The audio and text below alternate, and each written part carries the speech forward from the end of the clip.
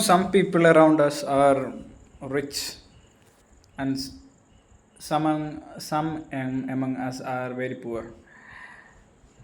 But there are people who are living in that middle portion, and they are called the middle class. And in that middle class, also you have three divisions: upper middle class, lower middle class, and middle class. So the people who suffer the most are the lower middle class, and that people who enjoy a little bit more freedom with the finances, that are the upper middle class.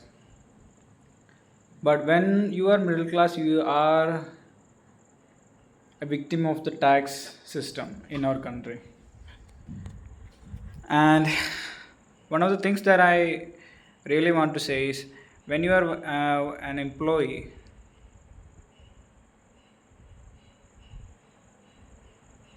my god, my heart is beating very differently, man. So the thing that I want to say is, when you're working as a government employee, and the maximum that you can earn as a beginner in a government job is around 50-60K. Let's leave it. Let's take an exception for RBI grade B, in which you can earn around 1.5 lakhs per annum, no, per month.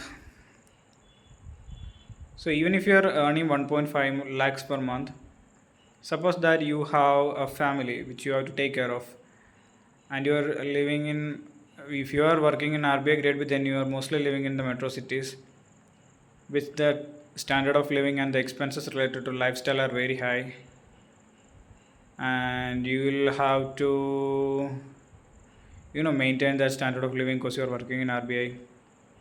So the expenses is also proportionate to your income. So your 50 percentage of your income will be your expense, at least for the children, for the family, for your vehicles, for your insurance premium, for your mutual fund, for your EMIs, all these things. And the remaining 75,000 that you have, even if you have saved 75,000, let's say 1 month you will have around 8 lakh 40,000 and 6 lakh, so you will have around 14 lakhs saved in 1 month, 1 year. So in that 1 year, if you have saved 14 lakhs, what can you do with 14 lakhs in this world? Can you become ultra rich with that? Can you do something that's actually going to make a big difference?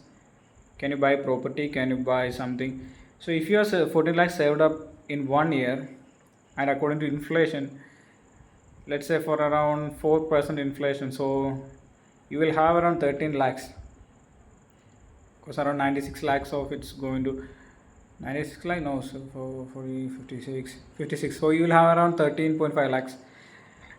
And with 13.5 lakhs, you won't get to buy a home, you won't get to buy a supercar, but you won't get to enjoy that kind of a life where you are buying some property worth 2 crore, some ultra high end you know trip to foreign countries, or uh, so what I'm basically trying to say is, if you are a middle class, you are fucked up in many ways. And I was thinking that I am right now working in State Bank of India as an associate, and I'm earning around 60K per month. So if I calculate my salary, and I will 7.2 lakhs per annum, and if I spend half of it, 3.6 lakhs is remaining. And in that 3.6 lakhs, if I ought to buy a bike, then 2 lakhs is gone, 1.6 lakh remaining. And in that 1.6 lakh, if I try to invest in gold, the returns that I will get around 12%. So what the fuck am I saying? I want to buy a property, but right now it's around 1 crore in value, and right now I don't have anything. So I would like to make money like every people in the world. But whenever I start to think about making money, I have a feeling that I should get out of this place first. I should get out of SBI. If you want to make real money, there is no way you can make real money when you're working in a government job. So that's what I'm confused right now. I would like to study physics, but even though if I'm studying physics, what's going to happen? All this kind of confusion in my mind. And what's this actually doing to myself is that it's getting me more confused. Like I'm not taking action, I'm not doing anything that can actually fix, that can make me or put me in that way towards becoming a rich man.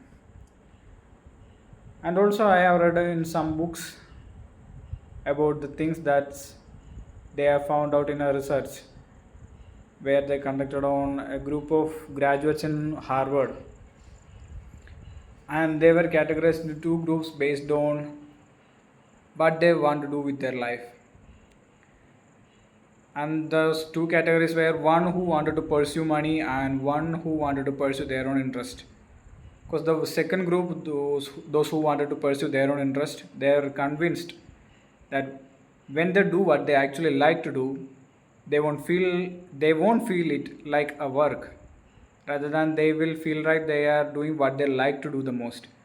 And for the second class who just wanted to become rich or make money first, they didn't have any kind of specifications about what they are going to do, but they only wanted to get rich. Guess what? Who wins the race? Who won the race? 20 years later, they analyzed them, and 98% of the ones who got rich, who are actually millionaires, were from the second group who followed their interest, and only 2%, which is actually around one or two people